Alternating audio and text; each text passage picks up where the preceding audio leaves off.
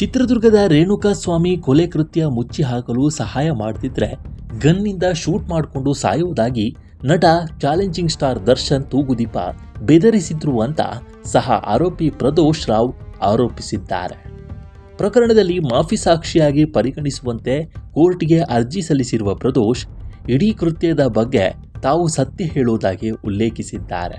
ಜೊತೆಗೆ ದರ್ಶನ್ ಹಾಗೂ ಇತರ ಆರೋಪಿಗಳ ಜೊತೆ ಸೇರಿ ಕೊಲೆ ಹಾಗೂ ಕೃತ್ಯ ಮುಚ್ಚಿ ಹಾಕಲು ನಡೆದ ಘಟನೆಗಳ ಕುರಿತು 11 ಪುಟಗಳಲ್ಲಿ ವಿವರಿಸಿದ್ದಾರೆ. 2024 ಜೂನ್ 8ರಂದು ಮಧ್ಯಾಹ್ನ ಸ್ಟೋನಿ ಬ್ರೂಕ್ಸ್ ರೆಸ್ಟೋರೆಂಟ್ನಲ್ಲಿ ದರ್ಶನ್ ಹಾಗೂ ಇತರರ ಜೊತೆ ಕುಳಿತಿದ್ದಾಗ ಪವಿತ್ರಗೌಡ ಮನೆಯಲ್ಲಿ ಕೆಲಸ ಮಾಡುವ ಪವನ್ ಆಗಮಿಸಿದ್ದ. ದರ್ಶನ್ ಕಿವಿಯಲ್ಲಿ ಏನನ್ನೋ ಹೇಳಿದ್ದ. ಇದಾದ ಬಳಿಕ ದರ್ಶನ್ ಜೊತೆಗೆ ಪಟ್ಟಣಗೆರೆ ಶೆಡ್ಗೆ ತೆರಳಿದ್ದ. ಶೆಡ್ನಲ್ಲಿ ಸುಮಾರು 30 ವರ್ಷದ ವ್ಯಕ್ತಿಯೊಬ್ಬ ತಲೆ ಬಾಗಿಸಿಕೊಂಡು ಕುಳಿತಿದ್ದ. ಆತನ ಸುತ್ತ ರಾಘವೇಂದ್ರ, ಪವನ್, ನಾಗರಾಜ್, ನಂದೀಶ್ ಸೇರಿದಂತೆ ಹಲವರು ಇದ್ರು. ಕುಳಿತಿರುವ ವ್ಯಕ್ತಿ ರೇಣುಕಾಸ್ವಾಮಿ ಅಂತ ಗೊತ್ತಾದ ಬಳಿಕ ದರ್ಶನ್ ಅವಾಚ್ಯ ಶಬ್ದಗಳಿಂದ ನಿಂದಿಸಿದ್ರು. ಪವಿತ್ರ ಗೌಡ ಅವರಿಗೆ ಅಶ್ಲೀಲ ಸಂದೇಶ ಹಾಗೂ ಖಾಸಗಿ ಅಂಗಗಳ ಫೋಟೋ ಕಳಿಸಿದ್ದಾನೆ ಎಂಬ ಆರೋಪದ ಹಿನ್ನೆಲೆಯಲ್ಲಿ ಆತನ ಮೇಲೆ ಹಲ್ಲೆ ನಡೆದಿತ್ತು. ಪವಿತ್ರ ಗೌಡ ಚಪ್ಪಲಿಯಲ್ಲಿ ರೇಣುಕಾಸ್ವಾಮಿಗೆ ಹೊಡೆದ್ರು. ದರ್ಶನ್ ಕಾಲಿನಲ್ಲಿ ಎದೆಗೆ ಒದ್ದಿದ್ರು ಅಂತ ಪ್ರದೋಷ್ ಹೇಳಿಕೆ ಉಲ್ಲೇಖಿಸಿ ವರದಿಯಲ್ಲಿ ಪ್ರಸ್ತಾಪಿಸಲಾಗಿದೆ. ಒಳ ಉಡುಪಿನಲ್ಲಿದ್ದ ರೇಣುಕಾಸ್ವಾಮಿಯನ್ನ ವಾಹನವೊಂದಕ್ಕೆ ನೇತು ಹಾಕಲಾಗಿತ್ತು. ನಾಗರಾಜ್ ನೈಲಾನ್ ಹಗ್ಗದಿಂದ, ನಂದೀಶ್ ಮತ್ತು ಪವನ್ ಮರದ ದಿಂಡಿನಿಂದ ಹಲ್ಲೆ ನಡೆಸಿದ್ರು. ದರ್ಶನ್ ಕೂಡ ನೈಲಾನ್ ಹಗ್ಗದಿಂದ 3-4 ಬಾರಿ ಹೊಡೆದಿದ್ರು. ರೇಣುಕಾಸ್ವಾಮಿ ಹಲವು ಮಹಿಳೆಯರಿಗೆ ಆಕ್ಷೇಪಾರ್ಹ ಸಂದೇಶ ಕಳಿಸಿದ್ದ ವಿಚಾರಕ್ಕೆ ದರ್ಶನ್ ಪುನಃ ಹಲ್ಲೆ ನಡೆಸಿದ್ರು ಅಂತ ಉಲ್ಲೇಖಿಸಲಾಗಿದೆ. ಕಡೆಯದಾಗಿ ರೇಣುಕಾಸ್ವಾಮಿಯ ಒಳ ಉಡುಪನ್ನು ತೆಗೆದುಹಾಕಲಾಗಿತ್ತು.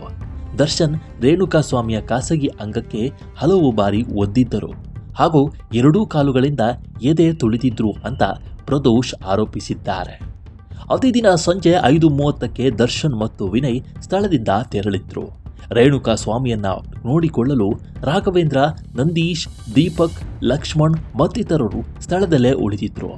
ರೇಣುಕಾಸ್ವಾಮಿ ಮೃತಪಟ್ಟಿರುವ ವಿಚಾರ ಕೇಳುತ್ತಲೇ ಮನೆಯಲ್ಲಿದ್ದ ದರ್ಶನ್ ಆತಂಕಕ್ಕೆ ಒಳಗಾಗಿದ್ರು. ಕೃತ್ಯ ಒಪ್ಪಿಕೊಂಡು ಶರಣಾಗತಿಯಾಗಲು ಒಪ್ಪಿಕೊಂಡವರಿಗೆ ನೀಡಲು ರಾಘವೇಂದ್ರನಿಗೆ 5 ಲಕ್ಷ ರೂಪಾಯಿ ಹಾಗೂ ವಿನಯ್ಗೆ 10 ಲಕ್ಷ ರೂಪಾಯಿ ನೀಡಿದ್ರು ಅಂತ ಪ್ರದೋಷ್ ವಿವರಿಸಿದ್ದಾರೆ.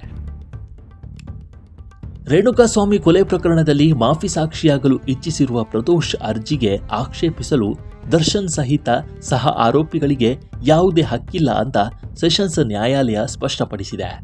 14ನೇ ಆರೋಪಿ ಪ್ರದೋಷ್ ಸಲ್ಲಿಸಿರುವ ಮಾಫಿ ಸಾಕ್ಷಿ ಅರ್ಜಿಗೆ ಸಹ ಆರೋಪಿಗಳಿಗೆ ಆಕ್ಷೇಪಣೆ ಅವಕಾಶ ಕುರಿತು ಆದೇಶ ಪ್ರಕಟಿಸಿರುವ ಕೋರ್ಟ್ ಸುಪ್ರೀಂ ಕೋರ್ಟಿನ ಹಲವು ತೀರ್ಪುಗಳನ್ನು ಉಲ್ಲೇಖಿಸಿ ಮಾಫಿ ಸಾಕ್ಷಿಗೆ ಆಕ್ಷೇಪಿಸಲು ಸಹ ಆರೋಪಿಗಳಿಗೆ ಯಾವುದೇ ಹಕ್ಕಿಲ್ಲ. ಈ ಸಂದರ್ಭದಲ್ಲಿ ಸ್ವಾಭಾವಿಕ ನ್ಯಾಯ ಅನ್ವಯವಾಗೋದಿಲ್ಲ ಅಂತ ಹೇಳಿದೆ. ಅಷ್ಟೇ ಅಲ್ಲದೆ ಮಾಫಿ ಸಾಕ್ಷಿ ಕೋರ್ಟ್ ಮುಂದೆ ಮೊದಲು ಹೇಳಿಕೆ ನೀಡಲಿ. ಈ ಪ್ರಕ್ರಿಯೆಗಳಲ್ಲಿ ಏನಾದರೂ ಲೋಪ ಕಂಡು ಬಂದರೆ ಆಗ ಆಕ್ಷೇಪಣೆ ಸಲ್ಲಿಸಬಹುದು. ಈಗ ಆಕ್ಷೇಪಣೆಗೆ ಅವಕಾಶ ಇಲ್ಲ ಅಂತ ತಿಳಿಸಿದೆ.